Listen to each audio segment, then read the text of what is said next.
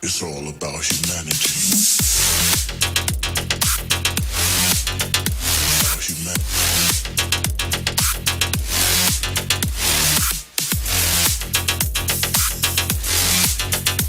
About it's all about humanity.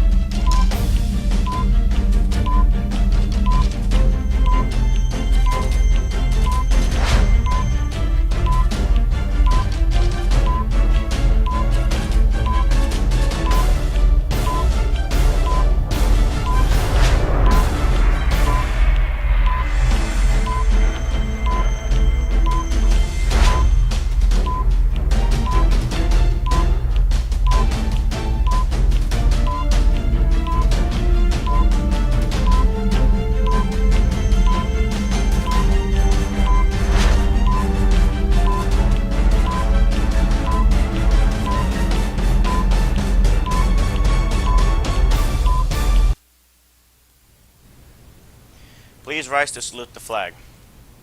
I pledge allegiance to the flag of the United States of America and to the republic for which it stands, one nation, under God, indivisible, with liberty and justice for all.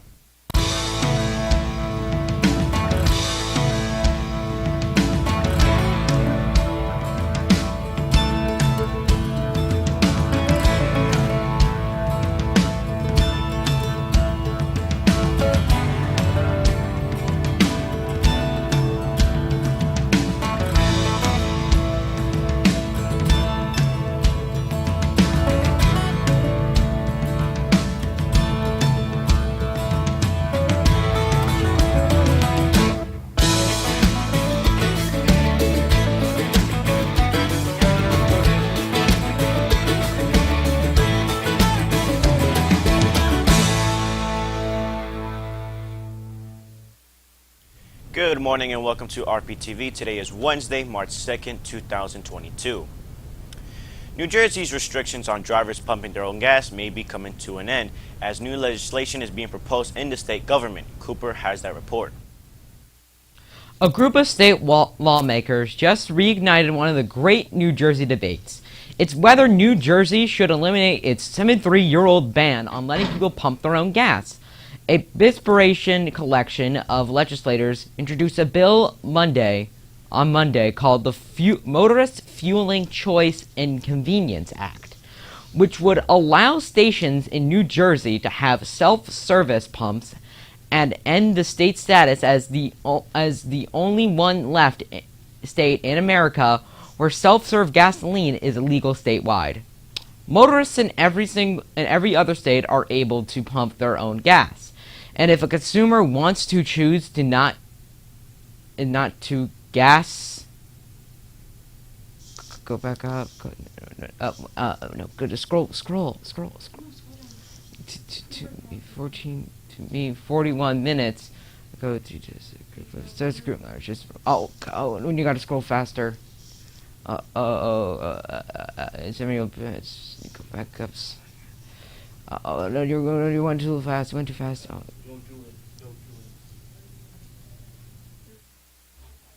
The war between Russia and Ukraine continues to drag on with all kinds of twists and turns, and while the news may be changing quicker than we expected, here's Alana with some of the latest details. It's not it. It's not the story. What story? Please hold. No. Sorry.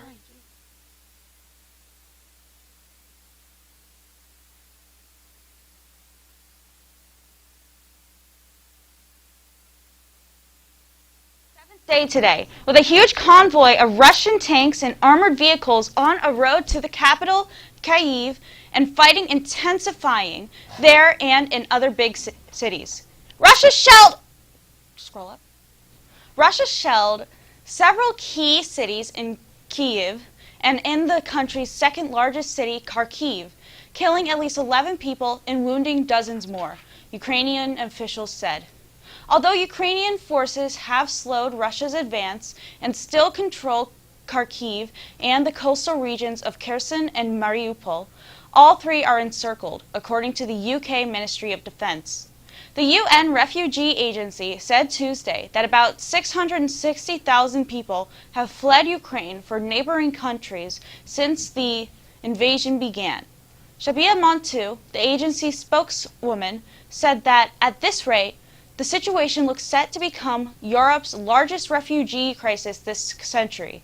UN High Commissioner for Refugees Filippo Grandi has said that the UN expects the total to reach 4 million in coming weeks. Poland has seen the most refugees, with Hungary, Moldova, and Romania also accepting tens of thousands. Germany's national train company issued a special free ticket for Ukrainian refugees to reach relatives. Now it's time for announcements.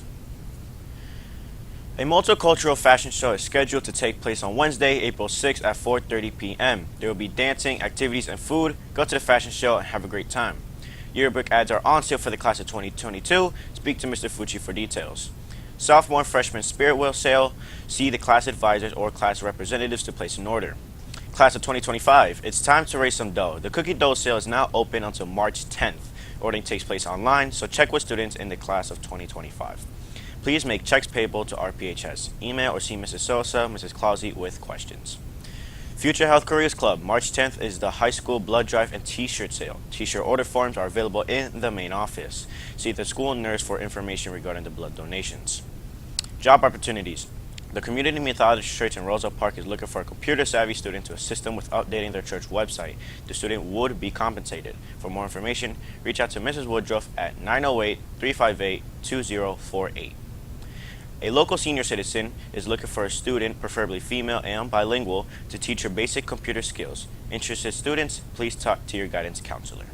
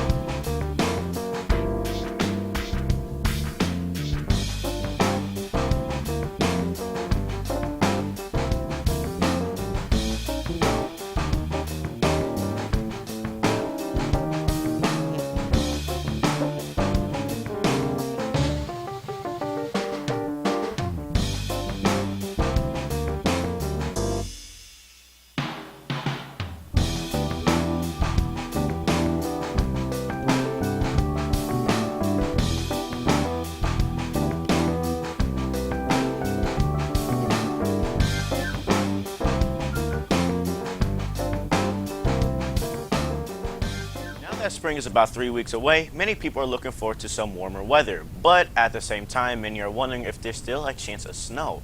Cooper has that report. If you're hoping that March will be full of snow, well, don't be too upset. From forecasters, they say that there are no signs of snowstorms for at least 10 days. Temperatures will actually be warmer and maybe even rise to the 60s or 70s. Based on computer guidance as well as atmospheric patterns, people believe that the second half of March will be colder. That second half of March will be colder and might even have snowstorms.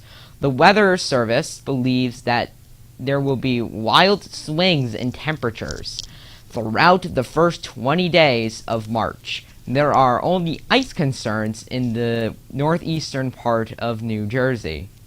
Even though there is not a concern for snowfall, there will be heavy rain. Be aware of flooding issues. Stay tuned, we'll be right back.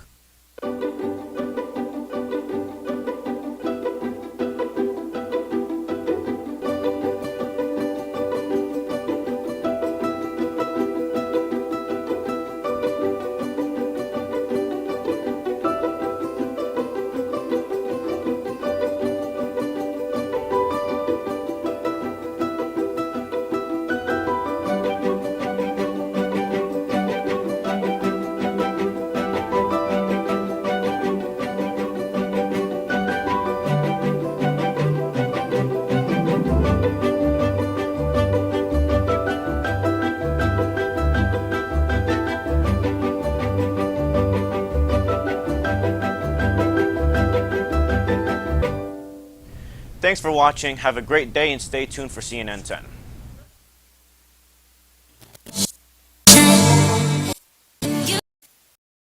Stand out, touch can cause explosions. Rise up. I'm too great to be landed.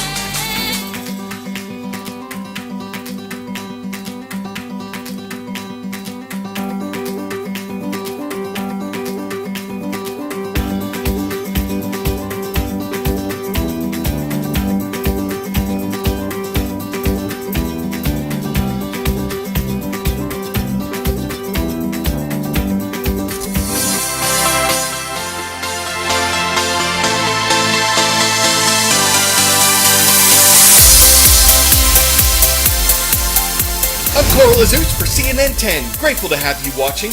We have clips for you from last night's State of the Union address and the response. Those are coming up in less than 2 minutes. But we want to bring you up to speed first on the ongoing war in Ukraine. Experts say Russia appears to be stepping up its attacks in the country, increasingly launching air and artillery strikes in Ukrainian cities. Rockets hit near a TV tower and a Holocaust memorial in the Ukrainian capital on Tuesday.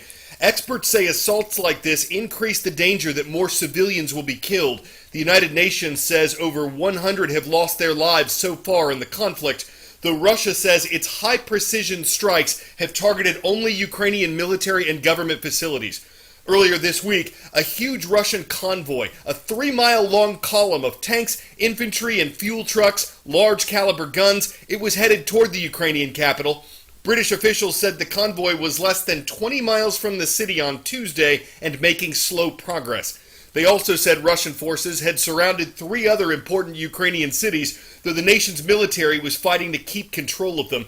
In an interview on Tuesday with CNN and the Reuters news agency, Ukrainian President Volodymyr Zelensky urged U.S. President Joe Biden to deliver a strong and useful message about the Russian invasion of Ukraine.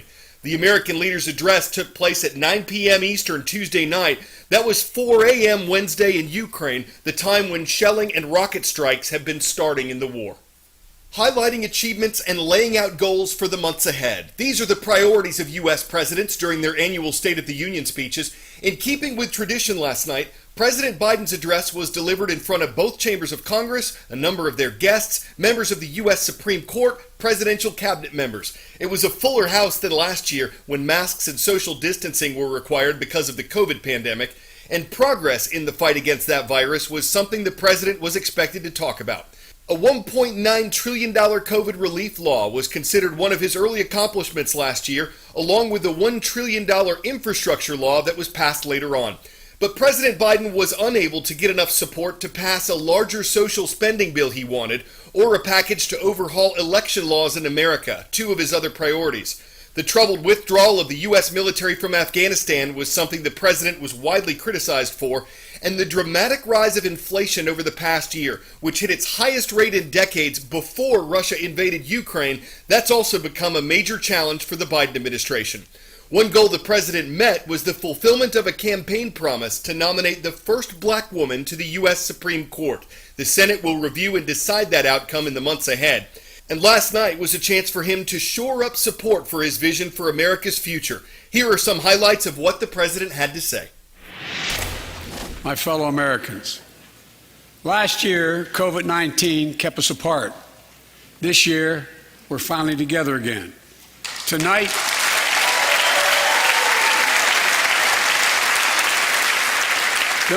we meet as Democrats, Republicans, and Independents, but most importantly, as Americans. 6 days ago, Russia's Vladimir Putin sought to shake the very foundations of the free world, thinking he could make it bend to his menacing ways. But he badly miscalculated. The Russian economy is reeling, and Putin alone is the one to blame. Together with our allies, we're providing support to the Ukrainians in their fight for freedom. Military assistance, economic assistance, humanitarian assistance. We're giving more than $1 billion of direct assistance to Ukraine, and will continue to aid the Ukrainian people as they defend their country and help ease their suffering. But let me be clear, our forces are not engaged and will not engage in the conflict with Russian forces in Ukraine. Our forces are not going to Europe to fight Ukraine, but to defend our NATO allies in the event that Putin decides to keep moving west. We created jobs, lots of jobs. In fact, our economy created over 6.5 million new jobs just last year. More jobs in 1 year than ever before in the history of the United States of America. And with all the bright spots in our economy, record job growth, higher wages, too many families are struggling to keep up with their bills. Inflation is robbing them of gains they thought otherwise they would be able to feel.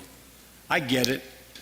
And tonight, I'm announcing that this year, we will start fixing over 65,000 miles of highway and 1,500 bridges in disrepair.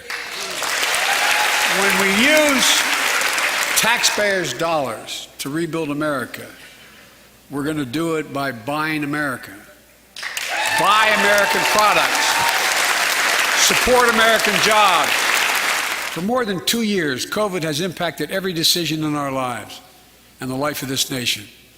And I know you're tired, frustrated, because of the progress we've made, because of your resilience and the tools that we have been provided by this Congress. Tonight I can say we're moving forward safely back to more normal routines. And thanks to the progress we've made in the past year, COVID-19 no longer need control our lives. I can't promise a new variant won't come, but I can promise you we'll do everything within our power to be ready if it does. So on this night, on our 245th year as a nation, I've come to report on the state of the nation, the State of the Union. And my report is this: the State of the Union is strong because you, the American people, are strong.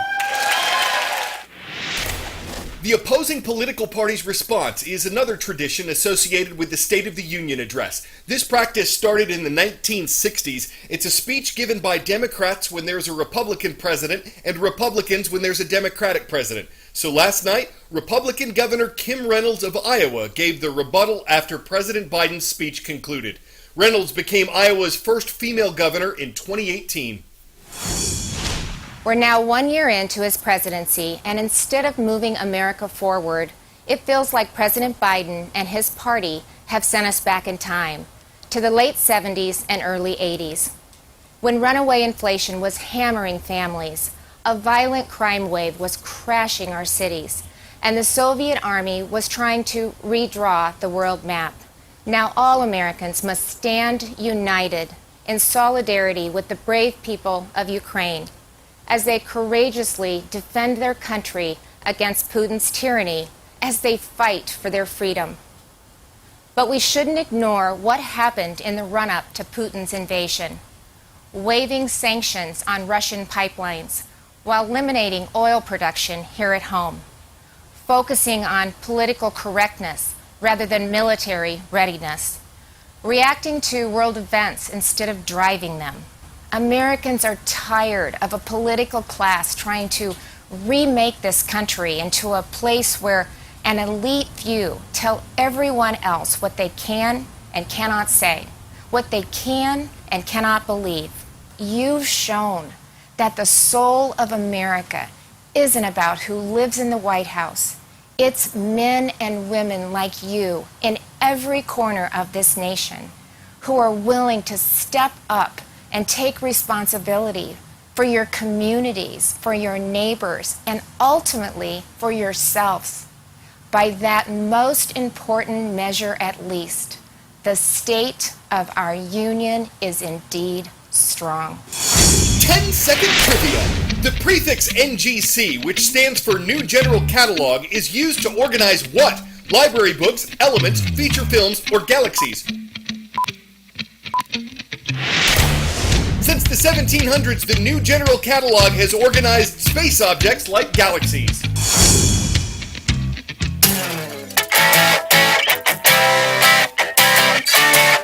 So when NASA says that NGC 2444 and NGC 2445 are engaged in a cosmic tug-of-war, it means that scientists believe the two galaxies are interacting, possibly passing through each other, and they think the galaxy on the left is pulling gas from the one on the right, forming this distorted triangle of new stars. Researchers say studying colorized head-on collisions like this helps them better understand how stars and galaxies form in rings. If galaxies are going to risk playing games, cosmic tug-of-war kind of boggles the mind. It scrabbles the imagination. They need to get a clue before they tic-tac-totally go bonkers and wind up in some sorry, troubled, trivial pursuit of a Star Wars monopoly from which they can't get backgammon. Board game puns. You know they're part cheesy. I'm Carl Azus. Bath County High School is watching today from Owingsville, Kentucky. Thank you for your request on our YouTube channel, the only place we look for your